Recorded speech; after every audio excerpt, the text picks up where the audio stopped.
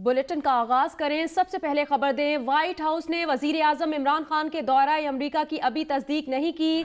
तर्जुमान अमरीकी महकमा खारजा मॉर्गन ऑर्टिगस कहती हैं उन्होंने दौरे के बारे में पढ़ा है, तस्दीक के लिए व्हाइट हाउस से राब्ता करेंगी। व्हाइट हाउस जराए ने वजीर आजम के दौरा अमरीका के बारे में आज बयान जारी करने की तस्दीक कर दी है। जराए के मुताबिक न सिर्फ वजीर आजम इमरान और अमरीकी सदर की मुलाकात व्हाइट हाउस में होगी, बल्कि वफूद की सतह पर मुलाकात भी व्हाइट हाउस में ही होगी। इस बारे में तफसीलात बता रहे हैं वाशिंगटन में जियो न्यूज़ के नुमाइंदे वाजिद अली सैयद।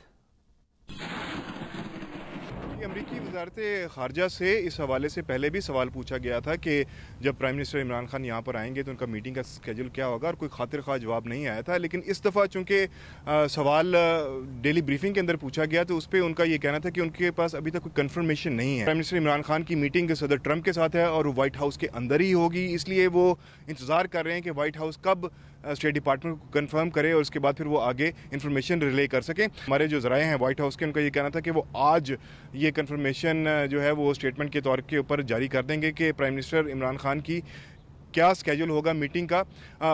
22 जुलाई के अंदर को जो उनकी मीटिंग है सदर ट्रंप के साथ वो तो है ही, साथ में अभी तक ये समझा जा रहा है कि जो उनके साथ डेलीगेशन आएगा उनकी भी जो मीटिंग्स होंगी वो व्हाइट हाउस के अंदर ही होंगी, और जो इश्यूज़ डिस्कस किए जाएंगे उसमें ना सिर्फ ये कि फैटिफ जैसे इश्यूज़ शामिल हैं, बल्कि जो खित्ते की जो सूरत हाल है ख़ासतौर पर ईरान और अफ़गानिस्तान से जो अमरीका इनखला चाह रहा है उस वाले से भी बातचीत वहाँ पर मुमकिन तौर पर हो सकती है। जी, और जुल्फी बुखारी ने भी वज़ीर आज़म के दौरा अमरीका की तस्दीक कर दी है।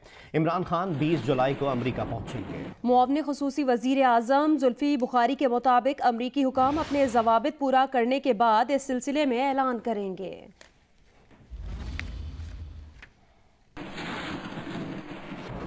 IMF ने पाकिस्तान को कर्जे की पहली किस्त जारी कर दी। पाकिस्तान को पहली किस्त 99 करोड़ 10 लाख डॉलर की मिली है।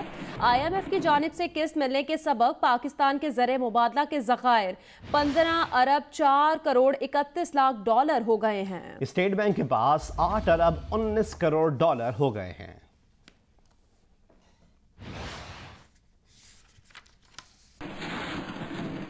और IMF ने पाकिस्तानी मईशत पर जारी एक रिपोर्ट में कहा है कि पाकिस्तान ने बजट में 733 अरब 50 करोड़ रुपए के नए टैक्स लगाए हैं।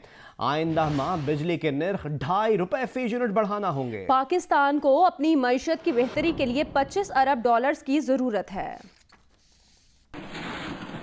पाकिस्तान को FATF के 27 नकात पर अमल दरामद यकीनी बनाना होगा। पाकिस्तान को सितंबर तक 1000 अरब रुपए टैक्स की मद में जमा करना होंगे। मई से करेंसी की शरह तबादला मार्केट तय कर रही है, जिसे स्टेट बैंक मानने को तैयार नहीं। IMF का पैकेज मुकम्मल होने तक पाकिस्तान कोई एमनेस्टी स्कीम नहीं ला सकेगा। IMF ने पाकिस्तानी मईशत के बारे में रिपोर्ट जारी कर दी। पाकिस्तान को बिजली के फी यूनिट नर्ख में इजाफा करना होगा। नया टैरिफ अगस्त 2019 में जारी होगा, जबकि 2020 के लिए बिजली का नया टैरिफ सितंबर 2019 में जारी करना होगा। स्टेट बैंक और नेपरा की खुद मुख्तारी का बिल दिसंबर 2019 में पार्लियामेंट में पेश होगा। पाकिस्तान गैस सेक्टर के वाजबात की वसूली यकीनी बनाएगा और वसूली का प्लान सितंबर 2019 में पेश करना होगा। गर्दिशी कर्ज के खात्मे का प्रोग्राम और ओगरा की खुद मुख्तारी का तरमीमी बिल भी मंजूरी के लिए पार्लियामेंट में पेश किया जाएगा। पाकिस्तान ने रियल एस्टेट सेक्टर और ज़रूरी आमदनी पर टैक्स लगाने और प्रॉपर्टी की कीमतें मार्केट वैल्यू के करीब लाने की यकीन दहानी कराई है। पाकिस्तान ने सिगरेट, चीनी और सीमेंट पर एक्साइज ड्यूटी, दरामदी गैस और लग्जरी अशिया पर एडिशनल कस्टम्स ड्यूटी बढ़ाने का फैसला किया है। साथी रिपोर्टर अशरफ मलखम के साथ एजाज सैयद, जियो न्यूज़, इस्लामाबाद। IMF ने कहा कि पाकिस्तान के इस वक्त नाजुक सूरत हाल से दो चार है, जिसकी वजह से माजी की गलत पॉलिसीज़ का विरसे में मिलना है। रवा माली साल के दौरान शरह नमू 2.4%, जारी खातों का खसारा 6.7%, महंगाई की शरह 13% और तिजारती खसारा 24 अरब 88 करोड़ डॉलर रहेगा। अगले 2 साल में पाकिस्तान के तमाम मुआशी अशारियों में बतदरीज बेहतरी आती जाएगी। इस्लामाबाद से रिपोर्ट करेंगे अशरफ मलखम। पाकिस्तान की मईशत इस वक्त नाजुक सूरत हाल से दो चार है और इसकी वजह माजी की गलत पॉलिसियाँ हैं। चंद अहम वजूहात ये हैं: वसी माली खसारा, कमजोर मॉनिटरी पॉलिसी, रुपए की कदर मसनूई तरीके से बेहतर रखने की पॉलिसी और इसका गलत दिफा, हालिया सालों में वसाइल का बेदरेग इस्तेमाल और कलील मुद्दती शरह नमू, अंदरूनी बैरूनी कर्जों में इजाफा, ज़र मुबादला के ज़खायर में कमी, इदारा जाती कमजोरियों को नजरअंदाज करना, कमजोर टैक्स इंतजामिया और कारोबार के लिए हालात मुश्किल करना। ये रिपोर्ट जारी की है IMF ने पाकिस्तान की मईशत के हवाले से। रिपोर्ट के मुताबिक रवां माली साल के दौरान पाकिस्तान की बरामदात 26 अरब 80 करोड़ डॉलर और दरामदात 51 अरब 73 करोड़ डॉलर रहेंगी। गैर मुल्की बराह रास्त सरमायाकारी 2 अरब डॉलर और बैरून मुल्क से भिजवाई जाने वाली रकूम 22 अरब 53 करोड़ डॉलर रहेंगी। स्टेट बैंक के ज़र मुबादला के ज़खायर 11 अरब 2 करोड़ डॉलर रहेंगे। महंगाई की शरह 13% रहेगी। IMF की रिपोर्ट के मुताबिक अगले माली साल 2020-21 के दौरान पाकिस्तान के तमाम मुआशी इशारियों में मजीद बेहतरी आएगी। बरामदात 29 अरब 46 करोड़ डॉलर, दरामदात 53 अरब 93 करोड़ डॉलर रहेंगी। तजारती खसारा 42 करोड़ डॉलर कम हो जाएगा। बराह रास्त सरमायाकारी 85 करोड़ डॉलर इजाफे के साथ 2.85 अरब डॉलर रहेगी। बैरून मुल्क से भिजवाई जाने वाली रकूम में 1 अरब डॉलर से ज्यादा का इजाफा होगा। ज़र मुबादला के ज़खायर 3 अरब 3 करोड़ डॉलर इजाफे के साथ 14 अरब 5 करोड़ डॉलर हो जाएंगे। शरह नमू 0.6% इजाफे से 3% हो जाएगी। जारी खातों का खसारा 1.2% बेहतरी से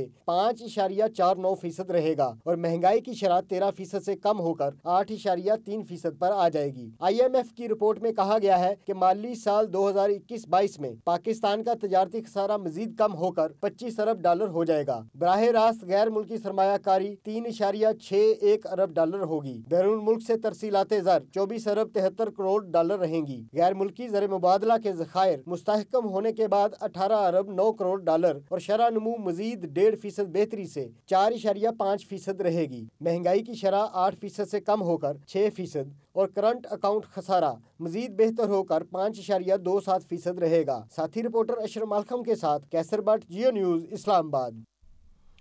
वज़ीर आज़म इमरान खान एक रोज़ा दौरे पर आज दोपहर कराची पहुंचेंगे। दौरे में बिजनेस कम्युनिटी से मुलाकात समेत सिंध के तरक्याती पैकेज का भी जायजा लेंगे। ज़राए के मुताबिक वज़ीर आज़म इमरान खान आज दोपहर 1 बजे के बाद कराची पहुंचेंगे। दौरे में वज़ीर आज़म इमरान खान कराची में सियासी और कारोबारी शख्सियात से मुलाकात करेंगे। तमाम मुलाकातें गवर्नर हाउस में होंगी। वज़ीर आज़म बिजनेस कम्युनिटी के मसाइल भी सुनेंगे। इसके अलावा वज़ीर आज़म कराची समेत सिंध के तरक्याती पैकेज का जायजा लेंगे और आज रात को ही कराची से इस्लामाबाद के लिए रवाना हो जाएंगे। दौलत मुश्तरका के रुकन ममालिक के वज़राए ख़ारजा का इजलास आज होगा। शिरकत के लिए शाह महमूद कुरैशी लंदन पहुँच गए। वज़ीर ख़ारजा कहते हैं वज़ीर आज़म Imran Khan Eastern Economic Forum में शिरकत के लिए नहीं जा रहे हैं। क़यास आराइयाँ ना जाने कहाँ से उड़ा दी गई हैं। मुख्तसर दौरा है। जेरेमी हंट जो फॉरेन मिनिस्टर हैं, उन्होंने एक एक्स्ट्रा ऑर्डनरी मीटिंग बुलाई है कॉमनवेल्थ के फॉरेन मिनिस्टर्स की, जो इनकी 70th सेलिब्रेशंस हैं कॉमनवेल्थ की, उस सिलसिले में। तो उसमें पाकिस्तान की नुमाइंदगी करनी है। सर, इमरान खान साहब क्या ईस्टर्न इकनॉमिक फोरम में शिरकत के लिए जा रहे हैं कि नहीं जा रहे? देखिए, अभी उनका प्रोग्राम नहीं है। अगर कोई उनका प्रोग्राम बनेगा तो फॉरेन ऑफिस बाकायदा आपको उसका बाकायदा इतला करेगा, आपसे वो ख़बर शेयर करेगा। ये क्या सराहियाँ हैं जो न जाने कहाँ से उड़ा दी जाती हैं। बुलेटिन में आगे बढ़े और आपको बताएं कि इस्लामाबाद में गरज चमक के साथ बारिश हुई। गर्मी का जोर टूट गया है। ठंडी हवाएं चलने से शहरियों ने सुख का सांस लिया। रावलपिंडी में तेज बारिश के बाद मुख्तलिफ इलाकों में बिजली की फराहमी मुअत्तल हो गई। महकमा मौसमियात ने आज भी रावलपिंडी, इस्लामाबाद, गुजरांवाला, लाहौर, सरगोदा, फैसलाबाद, हजारा और कश्मीर में कहीं कहीं बारिश और बाज़ मकामात पर मूसलाधार बारिश की पेशगोई कर रखी है। पेशावर, कोहाट, अयोब और डीजी खान डिवीजन में भी चंद मकामात पर गरज चमक के साथ बारिश का इम्कान है। महकमा मौसमियात ने रवा हफ्ते के दौरान मुल्क के बालाई और वस्ती इलाकों में बारिश की पेशगोई की है। इस्लामाबाद, बालाई पंजाब, डीजी खान, डीआई खान, मुल्तान, साहिवाल, जोब, बालाई खैबर पख्तूनख्वा और कश्मीर में बारिश की पेशगोई की गई है। महकमा मौसमियात का कहना है कि गुज़िश्ता 24 घंटों के दौरान मुल्क के बेशतर इलाकों में मौसम गर्म और मरतूब रहा। ताहम रावलपिंडी, लाहौर, गुजरांवाला, हज़ारा डिवीजन और कश्मीर में कहीं कहीं बारिश हुई, जबकि बाज़ मुकामात पर मूसलाधार बारिश हुई।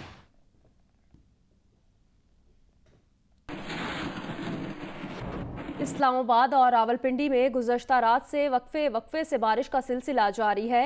महकमा मौसमियात के मुताबिक 24 घंटों के दौरान जुड़वां शहरों में तेज़ हवा और गरज चमक के साथ मजीद बारिश का इम्कान भी है। रिपोर्ट करेंगे कामरान खान। जी, गुज़श्ता रोज़ से जुड़वां शहरों इस्लामाबाद और रावलपिंडी में वक्फे से बारिश का सिलसिला जारी है। मौसम काफ़ी खुशगवार हो गया है जुड़वा शहरों का। और आपको बताएं कि इस वक्त भी इस्लामाबाद में और रावलपिंडी में बाज़ मकामात पर हल्की हल्की बारिश हो रही है और साथ में ठंडी हवाएं भी चल रही हैं।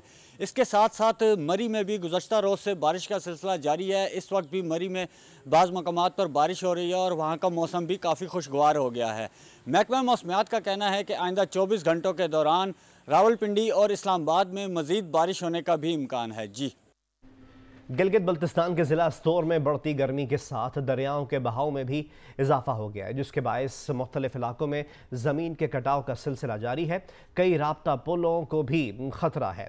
मज़ीद बता रहे हैं नुमाइंदा जियो न्यूज़ रफ़ीउल्लाह खान आफरीदी।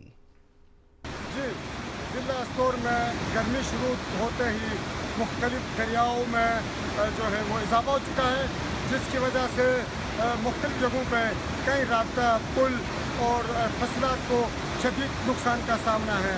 हम इस वक्त मौजूद हैं ज़िला स्तोर के पसमंदा गाँव शेल्टर में। यहाँ पे आपने देखा ये जो गाँव है ये अक्सर बुनियादी सहूलियात से महरूम है। जिस पुल के ऊपर हम मौजूद हैं ये पुरसलात का मंजर पेश कर रहा है। ये पुल जो है शदीद खतरे से दो चार है, जो ये किसी वक्त भी ये पुल गिर सकता है। यहाँ पर बहुत बड़ी आबादी मौजूद है, जबकि यहाँ पे न पीने के जो साफ पानी यहाँ पे मुयसर है। दौर जदीद में भी ये गाँव अक्सर बुनियादी सहूलियात से महरूम है। जी, थर में प्री मानसून की बारिशों का मरहला मायूस कुन रहा। इलाके में होने वाली बारिशें सिर्फ 10% रकबे तक ही महदूद रहीं। मोहम्मद हनीफ जई रिपोर्ट करेंगे। देखिए, बारिशों के हवाले से अब तक सहराए थर से भी कोई अच्छी इतलात नहीं है और यहाँ पर बारिशों का सिलसिला है वो काफ़ी महदूद रहा है। और इंतज़ामिया के मुताबिक मजमूई तौर पर अब तक जो बारिशें हुई हैं वो भी 10% तक रकबे पर भी नहीं हो सकी हैं। और अक्सर इलाके ऐसे हैं जहाँ बारिशें नहीं हुई और ये इलाके अब भी शदीद खुशहाली की लपेट में हैं। जो बारिश हुई है वो नगर पार्कर शहर और चंद एक मुकामात तक महदूद रही है। जिन इलाकों में बारिशें हुई भी थी उनके साथ यहाँ चलने वाली तेज़ हवाओं ने ज़ायल कर दिए हैं। और अगर ये कहा जाए कि थर का सहरा अब भी प्यासा है तो बेजाना होगा। और इस प्यास को, इस कहत साली को ख़त्म करने के लिए यहाँ बारिशों की ज़रूरत है, जिसकी यहाँ पर अब दुआएं की जा रही हैं और जिसके लिए नमाज़ इस्तिस्काएं भी पढ़ी जा रही हैं। और अब आपको बताएं कि कराची में कत्ल निजी टीवी के एंकर मुरीद अब्बास की नमाज जनाजा अदा कर दी गई। एंकर पर्सन को उनके दोस्त समेत गोलियां मारकर कत्ल कर दिया गया। मुबैना तौर पर ज़ाती दुश्मनी की बिना पर कत्ल करने वाले मुलजिम ने खुद को भी गोली मार ली, जिसकी हालत तशवीशनाक बयान की जा रही है। सहाफ़ी के कत्ल पर DG ISPR बिलावल भुट्टो और नून लीग के तर्जुमान ने भी मज़म्मत की है।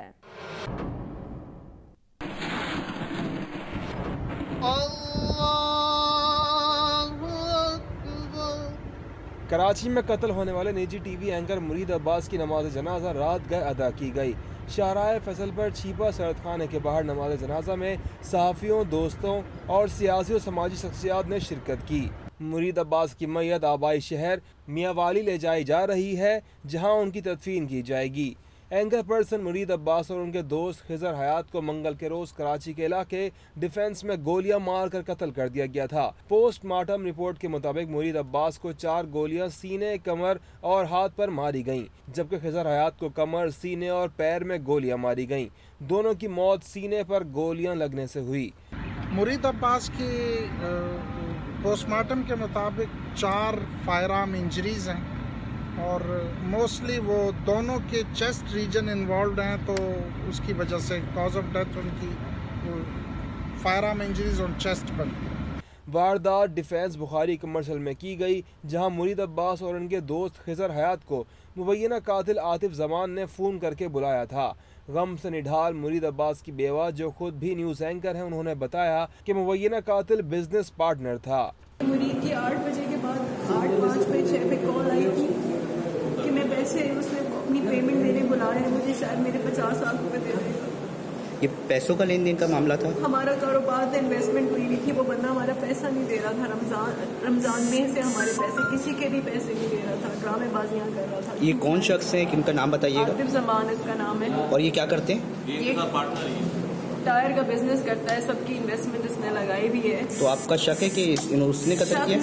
नहीं मारा, उसने फोन करके बुलाया है, उसने फोन करके बुलाया है। पुलिस के मुताबिक वाक़े के कुछ ही देर बाद आतिफ जमान नामी शख्स ने निशात कमर्शियल में वाक़े अपने फ्लैट में खुद को गोली मार दी। पुलिस ने भी वाक़े को कारोबारी झगड़ा करार दिया है। 4 बोल मिले, 30 बोर वेपन के जो है इसके घर से, जो जिससे इसने अपने अटेम्प्ट की एक्सरसाइज, उससे भी 30 बोर मिला है और पिस्टल हमने रिकवर कर। अभी हम उसमें तहकीकात में जाएंगे तो वॉल्यूम बजायरन ज़्यादा लगता है क्योंकि खून खराबा हुआ है इतना ज़्यादा। DGISPR major general Asif Ghafoor ने निजी टीवी के एंकर मुरीद अब्बास के कत्ल पर अफसोस का इजहार किया है और कहा कि गमज़दा खानदान और टीवी इंतजामिया के दुख में बराबर के शरीक हैं। पीपल्स पार्टी के चेयरमैन बिलावल भुट्टो जरदारी ने कहा कि किसी को भी कानून हाथ में लेने की इजाज़त नहीं दी जा सकती। मुस्लिम लीग नून की तर्जुमान मरियम औरंगजेब ने कहा कि सहाफ़ियों के तहफ़्फ़ुज़ के लिए मौसर और जाम इक़दाम को यकीनी बनाया जाए। जियो न्यूज़ में अभी वक्त हुआ एक ब्रेक का, हमारे साथ रहिए। फैसलाबाद में all Pakistan textile processing mills की हड़ताल जारी है। प्रोसेसिंग और डाइंग इंडस्ट्री की बंदिश के नतीजे में पार लूम्स और साइजिंग फैक्ट्रियों की बंदिश और मजदूरों की बेरोजगारी का सिलसिला भी जारी है। मजीद बताएंगे हमाद अहमद। जी, फैसलाबाद में प्रोसेसिंग और डाइंग फैक्ट्रियों की हड़ताल आज 10वें रोज़ में दाखिल हो चुकी है।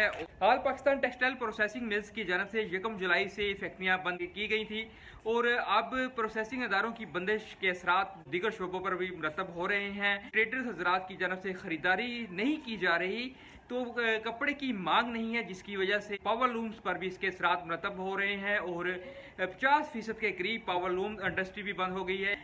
जबकि 28 जून से एम्ब्रॉयडरी फैक्ट्रियां जो हैं वो धागे की कीमतें बढ़ने के खिलाफ उनकी भी हड़ताल जारी है। तो इन फैक्ट्रियों की बंदिश के नतीजा में बड़ी तादाद में मजदूर जो हैं वो उनकी बेरोजगारी का सिलसिला जारी है और अभी भी ये बहरान जो है वो शिद्दत इख्तियार कर रहा है। जी, सेल्स टैक्स के खिलाफ गुजरांवाला में marble work and trade association की 5 रोज़ा हड़ताल जारी है। आज दूसरे रोज़ भी शहर भर की तमाम मार्बल फैक्ट्रियां बंद रहेंगी। मजीद बता रहे हैं जियो न्यूज़ के नुमाइंदे उस्मान खलील। अजी 17% आयत सेल टैक्स के खिलाफ Gujranwala marble work and trade association ने 5 रोज़ा हड़ताल का ऐलान कर रखा है। आज हड़ताल का दूसरा रोज़ है, तो आज भी गुजरांवाला की तमाम मार्बल फैक्ट्रियां और कटिंग यूनिट बंद हैं। गुज़िश्ता रोज़ भी जो है हड़ताल के बायस जो है मुख्तलिफ फैक्ट्री मालकान और मजदूरों ने बाजवा रोड पर हुकूमत के खिलाफ जो है शदीद एहतजाजी मुजाहरा किया। इस सिलसिले में हमारी जो है मार्बल एसोसिएशन के सदर हाजी मोहम्मद यूनुस से बात हुई, तो उनका कहना था कि जब तक हुकूमत ये 17% सेल टैक्स का फैसला वापस नहीं लेती, हम तब तक अपनी हड़ताल जारी रखेंगे और इस 5 रोज़ा हड़ताल का दायरा जो है गैर मुअय्यना मुद्दत के लिए वसी भी किया जा सकता है। जी, पुलिस की जानिब से चादर और चार दीवारी के तकद्दुस को पामाल करने की एक और फुटेज सामने आ गई। जौहर टाउन लाहौर के एक घर में ज़बरदस्ती दाखिल होकर ख़वातीन समेत दीगर अफराद पर तशद्दुद किया। एक खातून की काबिल एतराज़ फुटेज भी बनाई। DIG ऑपरेशंस लाहौर अशफाक खान का कहना है पुलिस एहलकारों के खिलाफ मुकदमा दर्ज है, जल्द गिरफ्तार भी कर लिया जाएगा। लाहौर से रिपोर्ट करेंगे अहमद फराज।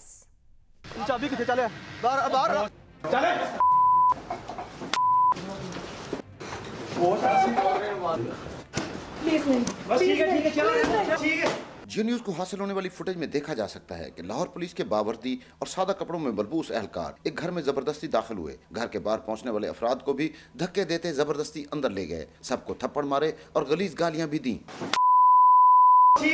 सादा कपड़ों में मलबूस एक एहलकार फुटेज बनाता रहा। घर में मौजूद खातून हाथ जोड़कर इल्तिजा करती रही कि गैर अखलाकी फुटेज न बनाएं। उन्होंने एक ना सुनी। पुलिस ज़राए के मुताबिक इन पर ना तो कोई मुकदमा दर्ज किया गया और न ही किसी को थाने में लाया गया, बल्कि मुकमुका करके छोड़ दिया गया। इस बारे में डीआईजी ऑपरेशन इशफाक खान का कहना है कि यह वाकया अप्रैल 2019 का है। पंजाब कांस्टेबली के 3 एहलकार लाहौर पुलिस की वर्दी पहनकर नौकरी से निकाले गए एक एहलकार को साथ लेकर घर में दाखिल हुए। वाकये की रिपोर्ट सामने आने पर चारों मुलजमों के खिलाफ डकैती और दूसरी दफात के तहत मुकदमा दर्ज कर लिया गया है। कांस्टेबली के तीनों मफरूर एहलकार नौकरी से गैर हाजिर हैं, जिन्हें जल्द गिरफ्तार कर लिया जाएगा।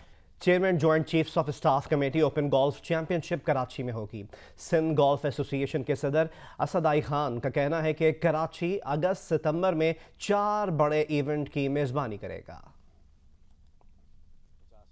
पीएनएस कारसाज गोल्फ कोर्स पर जियो न्यूज से गुफ्तगू करते हुए सिंध गोल्फ एसोसिएशन के सदर असद आई खान ने बताया कि 1 अगस्त से सिंध लेडीज गोल्फ चैंपियनशिप होगी। अरबियन सी कंट्री क्लब में सिंध ओपन गोल्फ चैंपियनशिप का इनेकाद किया जाएगा, जबकि पहली बार होने वाली chairman joint chief of staff open golf championship की मेजबानी भी कराची को मिली है। जबकि पहली बार होने वाली chairman joint chief of staff committee open golf championship की मेजबानी भी कराची को मिली है।